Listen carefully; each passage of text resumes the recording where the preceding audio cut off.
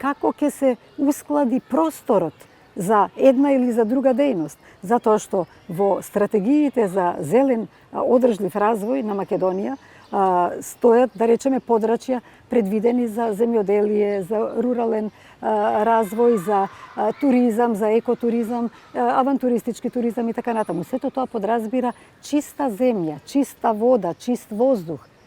Тоа не е компатибилно со рударски дејствија. А просторот во Македонија, како што стално нагласувам, е ограничен.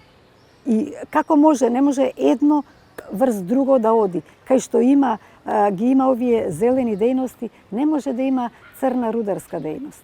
Но што е со заштитените подрачја?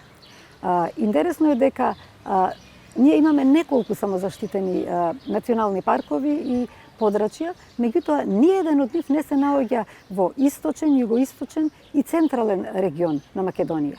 А токму во овие региони се меѓу најубавите и најраскошните природни убавини подрачја, со гори, со води и така натаму. Да речеме, што ќе правиме со Малешевијата, Берово, Пехчево, што ќе правиме со Пијанечкиот крај, Делчевски, што ќе правиме со Кожув планина, раскошна околу Тиквеш е таму, Гевгелиско поле, Валандовско и така натаму, што ќе правиме со Осоговските планини во оној дел каде што се смета дека е дозволен економски развој, таму е пробиштип, малку ли е затруен и малку ли е убав и раскошен Осоговскиот крај, за да не биде едно нормално заштитено подрачје од рудници.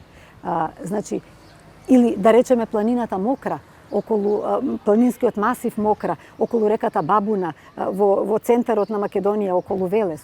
Се се ова прекрасни краишта кои што немаат формална заштита за природата или имаат делумна од понизок ред. Дали се во ова не е направено на некој начин за да се овозможи таму рударство и дали ќе имаме ние мирна совест ако дозволиме рударство во овие прекрасни краишта?